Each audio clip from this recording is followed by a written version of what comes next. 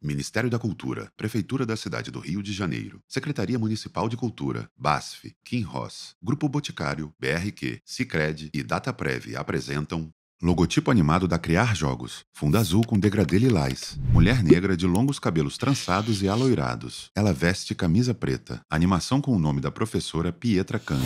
E aí, pessoal, beleza? Na aula de hoje nós vamos falar sobre a direção de arte, uma parte muito importante do desenvolvimento de jogos. Vamos lá? Aula 16. Direção de arte. Quando pensamos em arte, é muito comum que venha na nossa cabeça pinturas de artistas muito famosos, como Van Gogh, Leonardo da Vinci e Johannes Vermeer. Todos esses pintores são europeus e por muito tempo ditaram as regras no mundo da arte.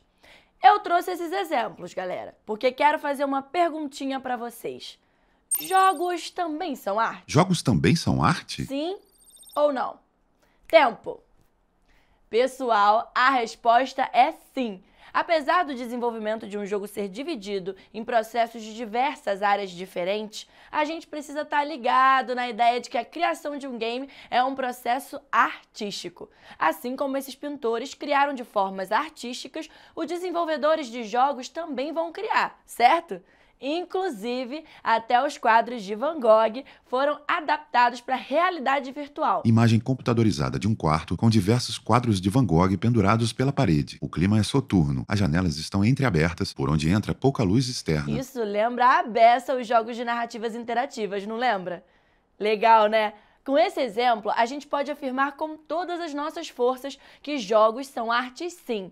E assim como pintores fazem quadros, nas áreas dos jogos tem um cargo para quem quer exercer essa função, a do diretor e diretora de arte. Galera, primeiro de tudo, vamos chamar o diretor de arte e a diretora de arte de DA, ok? DA é igual a diretor de arte. Beleza, então vamos ver o que esse profissional faz? DAs são responsáveis pela concepção artística do jogo, ou seja, eles vão definir a aparência do game e o que ele transmitirá visualmente. Assim, eles também vão saber como estimular emoções no jogador, contrastar elementos como personagens e o fundo e atrair o público-alvo. Os DAs também vão definir o estilo artístico, os elementos e as interfaces, sempre tendo em mente a consistência que é preciso manter na parte visual. Ou seja, a direção de arte é muito importante para o desenvolvimento do jogo. Isso porque é por meio dela que o jogador irá sentir as emoções que o game deseja passar. E também ela tem um grande papel no que diz respeito a transmitir a história. Muitas vezes, quando o projeto tem um grande orçamento, as tarefas da direção de arte costumam ser divididas entre algumas pessoas. Porém, quando esse não é o caso, é normal ver um único profissional acumulando várias funções. Tá bem, professora, mas quais seriam essas funções? Calma lá, galera, que eu já vou explicar. Preparados? Então vem comigo. Os tipos de direção de arte nos games. A arte conceitual. A arte conceitual é uma ilustração que transmite o conceito do mundo do jogo, ou seja, a sua atmosfera. Essas ilustrações são chamadas de concepts. As imagens que vocês estão vendo agora são os concepts do jogo The Last of Us. Na primeira imagem, vemos uma pessoa de costas sombreada. Ela leva uma lanterna para iluminar o breu. À sua frente temos um mundo distópico com prédios caídos, carros capotados e a vegetação rasteira tomou conta de tudo. Na segunda imagem, temos uma caminhonete completamente destruída, encontrada juntamente a um muro cinza. Novamente, a vegetação está bem A avançada. arte conceitual responde às seguintes questões: onde o jogo se passa, em que época se passa e qual é o tipo de pessoa que habita nesse universo. É nessa arte conceitual que vai indicar a arte-chave, aquela que vai funcionar como um guia para a criação do universo do jogo. O design dos personagens. Esse design é a construção física dos personagens, que é baseada na cultura da qual faz parte, o momento histórico em que ele ou ela está e na sua ideologia, posicionamento político, comportamento e sexualidade. Ou seja, basicamente a aparência do personagem é influenciado pelo contexto no qual ele ou ela está. As imagens que vocês estão vendo são dos jogos Hollow Knight e Journey. Imagem com personagens desses jogos. São criaturas estilizadas que lembram insetos. Por exemplo, uma abelha com armadura segurando uma lança ou um besouro com cara de caveira. Percebam que suas formas físicas não são humanas? Isso lembra que a gente também pode fazer design de personagens mais fantasiosos, já que tudo se baseia no contexto em que eles estão inseridos.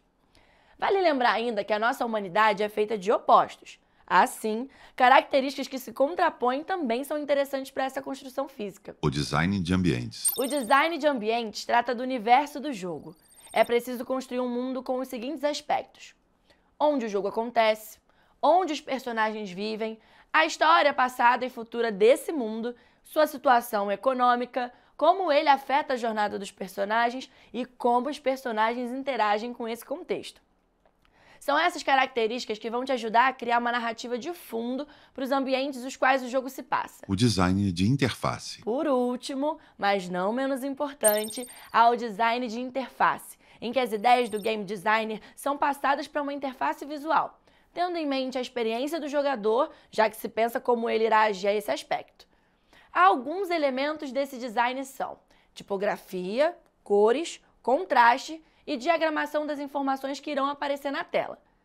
Muita coisa, né, pessoal? Eu sei. Mas olhem, com o tempo vocês já vão estar mestres na arte de observar o mundo com um olhar apurado e caçar nele todas as referências que vocês queiram utilizar no seu jogo. Agora que a gente já conhece a direção de arte, vamos entender como desenvolvê-la dentro do jogo? Aprofundando a direção de arte. Quando você tiver o roteiro do jogo em mãos, marque os objetos que aparecem. Assim, você vai saber quais serão necessários na etapa da produção. A segunda dica sobre roteiro é lê-lo como se fosse um diretor de cinema. Isso ajuda você a entender além dos objetos, os símbolos e os sentimentos que não estão no roteiro, mas que podem ser adicionados ao jogo por meio da direção de arte. Ou seja, galera, o roteiro não é só feito para ler e pronto, acabou. Ele tem muitas informações importantes que guiam a arte da história. Cada projeto artístico traz consigo uma necessidade de harmonizar todos os elementos. Essa necessidade se chama estética, ou seja, cada projeto terá uma estética própria. Pense no quão estranho seria se a gente fizesse um jogo do gênero terror que deveria ter uma estética sombria, de causar arrepios, como essa. Imagem computadorizada do que parece ser um grande salão com iluminação soturna. Na parede à esquerda, temos uma grande lareira com alguns fantasmas olhando para o centro. Acima da lareira, vemos um imenso quadro com uma pintura de um homem assustador. No centro há muito sangue espalhado pelo chão, juntamente com alguns pedaços de corpos. Usar uma estética como essa aqui. Imagem de uma pintura de um parque com muita luz, diversas cores, árvores ao fundo com as folhas avermelhadas e muitas flores coloridas em primeiro plano. Não ia funcionar, né? Por isso, a gente tem que saber muito bem sobre o que o nosso jogo deseja falar, para que isso seja transmitido pela arte. Inclusive, pessoal, um bom site para vocês salvarem referências artísticas é o site Pinterest. Nele, vocês encontram uma série de imagens que vão te ajudar a criar um certo imaginário para o seu game. Fazer o seu próprio documento organizacional. Efeito sonoro referente ao que a professora está citando. Esse documento vai servir para guiar sua criação artística. Ele precisa ter algumas informações como paleta de cores, as referências, estéticas de imagem, de composição, de objetos e ideias de composição, símbolos e texturas que vão ser utilizadas no projeto. Um bom site para auxiliar vocês e fazer o mood board e um documento organizacional é o Pinterest. Mas mais pra frente a gente vai conversar sobre isso. Bem, terminada essa parte, acrescente ao documento os rascunhos dos espaços que você quer que tenha no seu jogo. Ainda nesse documento, organize as cenas do jogo e o que você quer que tenha em cada uma delas. Você pode indicar o que acontece nela e, em seguida, o que ela precisa para isso acontecer, seja no sentido de objetos materiais ou seja na estética. Olhar para o projeto de uma forma macro. Aqui, ao invés de dividir etapas, como na leitura do roteiro, você precisa olhar para o projeto como um todo. Isso é necessário para você agilizar a busca pelos materiais de cena, entender o fluxo para não haver o risco de repetição de objetos e, principalmente, encontrar harmonia no projeto, a fim de notar a coesão do seu game. Agora, pessoal, para a gente ter um conhecimento na área de direção de arte dentro do mundo dos games, é preciso ligá-la à linguagem da programação. Para isso, a gente precisa treinar, né? Vamos saber mais sobre um programa que pode nos ajudar nisso? No Scratch, você pode criar os seus jogos e compartilhá-los com diversas pessoas. A partir da linguagem de programação, o Scratch ensina a pensar o jogo com criatividade e refletir sobre ele e a sua construção. Esse programa é interessante para vocês irem se habituando à forma de desenvolver jogos, principalmente por conta da sua interface. Ele é programado por blocos, como peças de um quebra-cabeça. Cada peça indica uma função da programação do jogo, como mostram as imagens. Peças do Scratch. Peça A, azul com a frase mova 10 passos. Peça B, azul, escrito posição X. Peça C, laranja com a frase quando clicar em bandeirinha verde. Peça D, amarela com as palavras se e então. Assim, quando vocês usarem o Scratch, poderão combinar esses blocos a partir do que vocês idealizam para os seus jogos. Vamos analisar as funções do Scratch? 1. Menu editor do Scratch. Scratch na tela. O número 1 é uma barra azul na parte de cima da janela. Onde você encontra a configuração de idiomas, opção de salvar, criar, abrir programas e fazer um login para participar da comunidade online. 2. Conjunto de comandos. Coluna à esquerda. Onde estão os blocos separados por cores. O que está representado na imagem trata dos comandos de movimento, por exemplo. Ainda há os de som, aparência, eventos, sensores, controle, variáveis, operadores e extensões. Cada um é representado por uma cor. 3. Área de programação do Scratch, onde se constrói a logística por trás do seu jogo. Coluna ao centro. Basta segurar um comando com o mouse e jogar na área de programação para poder construir todo o seu jogo. Simples, né? 4. Palco do Scratch, onde a ação construída na área de programação acontece. Um quadrado acima e à direita. Com o botão verde você inicia o jogo, com o vermelho você para.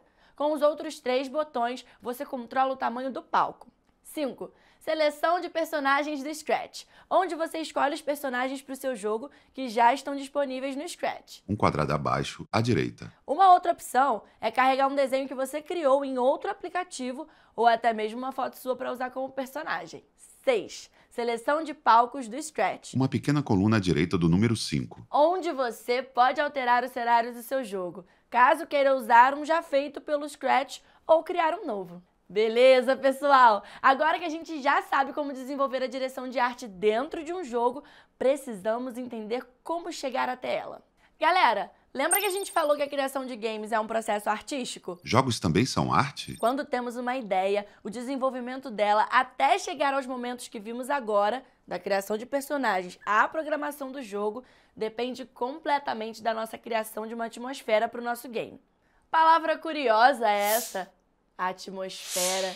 Deixa a gente pensando sobre a vida, os seres vivos, o mundo, o universo. O que é atmosfera? Vocês já devem ter aprendido na escola, pessoal, que a atmosfera é uma camada de ar que circunda todo o planeta Terra. Na imagem, vocês podem ver que a atmosfera é dividida em várias camadas, né? Imagem das camadas da atmosfera, onde vemos nosso planeta, em sequência troposfera, estratosfera, mesosfera, termosfera e exosfera. Ou seja, cada uma tem uma função específica. Mas galera, eu vou pedir para vocês focarem agora no significado de atmosfera como um todo. A atmosfera é uma camada de ar que circunda o planeta Terra e que é responsável pela manutenção da vida. Tá, professora, mas o que isso tudo tem a ver com games? É agora que eu tenho uma segunda pergunta para vocês. A gente já entendeu o que é atmosfera, mas o que seria a atmosfera dentro de um jogo? Nos games, pessoal, a atmosfera seria chamada de mood board. O que é mood board? Lembra que já falamos sobre ele? Mood board em português significa quadro de humor ou quadro de temperamento. O mood board não é um elemento que está presente no jogo em si, ou seja, a gente não o vê no jogo assim como não vemos o ar da atmosfera, né, galera? A gente sabe que ele existe porque a gente o respira, mas não podemos vê-lo nem tocá-lo. O mood board, como já mencionei, também é assim.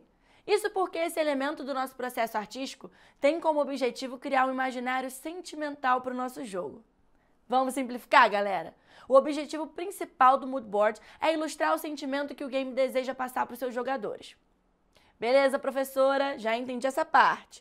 Mas se é uma coisa que não vai ser vista no meu jogo, então por que eu preciso fazer um mood board? Fui pega no pulo do gato, né, galera? Mas é o seguinte, prestem atenção. O mood board vai ser importante para você compor uma vibe para o seu jogo. Vou exemplificar melhor. Vamos supor que você queira apresentar o seu jogo para alguém que está interessado em fazê-lo. Ao apresentar o mood board, você vai conseguir transmitir para a pessoa aquilo que deseja passar com o seu game. Essa transmissão de sensações permite que o outro embarque com facilidade no mundo que você deseja criar e até compartilhe do mesmo sentimento que o seu. Se ligaram agora no poder que o mood board tem? Ok, professora. E agora, como é que eu faço o mood board?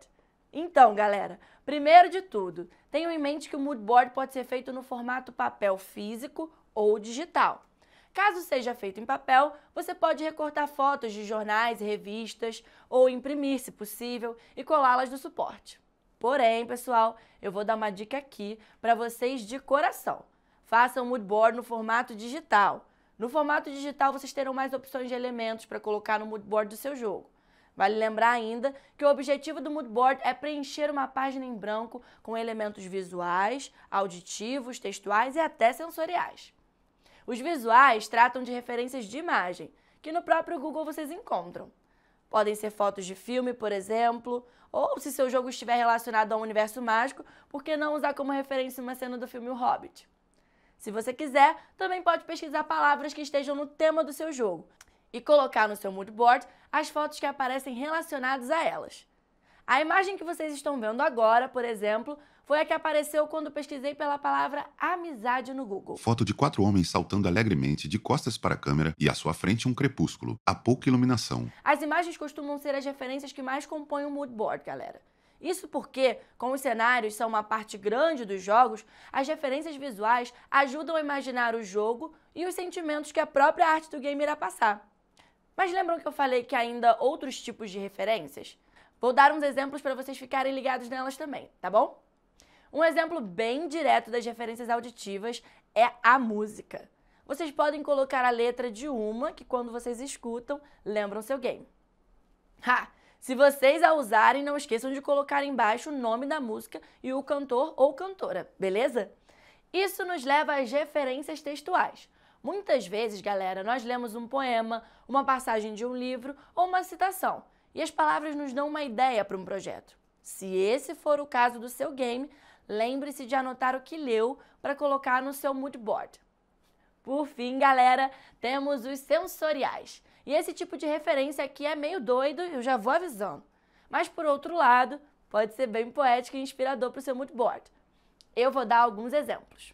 Vocês podem se referir a um determinado ambiente do seu jogo como um lugar áspero e espinhento, como um cacto. Ou você pode dizer que é uma sala do seu jogo e que ela é macia como flanela. Percebem a quantidade de possibilidades? Eu só tenho que lembrar vocês, galera, que no caso das referências sensoriais, o ideal é usar imagens dos objetos que vocês desejam referenciar, tá bom? Ainda mais se vocês escolherem usar o suporte físico. Imagina espetar sua mão no cacto toda vez que você vai segurar seu mood board. Você vai acabar pegando um trauma do seu próprio jogo. E é por isso que eu vou reforçar aqui a dica que eu dei antes. Optem por fazer um mood board no suporte digital. Show? Assim como o Harrod está fazendo dele. Já eu vou falar mais sobre como colocar as mãos na massa e fazer um mood board digitalmente. Mas para a gente chegar nisso, eu preciso explicar antes para vocês sobre o briefing. O que é briefing? De uma maneira resumida, galera, o briefing é um guia para fazer um projeto. Daqui a algumas aulas vocês vão entender o que é um projeto. Agora, o que vocês precisam manter em mente é que ter uma ideia dessas informações que vocês estão vendo na imagem vai ajudá-los a compor um mood board. Neste desenho, há uma prancheta no centro com a palavra briefing. Em seu entorno vemos lâmpadas que nos remetem à ideia, lupas que nos remetem à pesquisa, balões de conversa, papéis e lápis. É a partir das informações que vocês irão conseguir organizar suas ideias, entendeu? Então, pessoal, a gente vai ver agora como e onde fazer o mood board do nosso jogo. A primeira coisa é começar com o briefing, ou seja, recolham o máximo de informações que conseguirem sobre o seu projeto. E isso vale para as referências também. Separe diversos tipos para que você consiga construir um painel bem maneiro e que seja a cara do seu game. Agora, já falando sobre o mood board em si, a gente precisa pensar muito no seu design e como queremos que ele seja passado. Lembrem-se sempre de que o principal objetivo do mood board é passar a sensação do seu jogo. Então, se seu game for para ser alegre, divertido, quais referências você irá usar no seu mood board para que esse sentimento seja passado? Ainda outros questionamentos que nos fazem pensar sobre isso também. Por exemplo, você pretende fazer um mood board mais profissional, dentro dos padrões do mercado, ou inovador e descontraído? Prefere um mood board com poucos detalhes ou com bastante referências? O seu game tem uma atmosfera que ressalta mais as cores frias ou cores quentes? Todos esses questionamentos vão te ajudar a sintetizar o que você quer para o seu game e transmita para o público. Assim, você vai encontrar uma identidade visual para o seu projeto. Além disso, galera, as cores vão ser um outro ponto muito importante, beleza? Não só nas imagens, mas também como pano de fundo para o seu mood board. Por isso, antes de escolhê-las, pesquise cada uma delas e estude seus significados, para que elas combinem com o seu game. A fonte da letra que você vai usar para escrever o nome do jogo e as referências textuais também vão transmitir a sensação que você pretende passar. Galera, vocês já devem ter sacado que absolutamente tudo que vai estar no seu mood board vai contribuir para a concepção do seu jogo, né?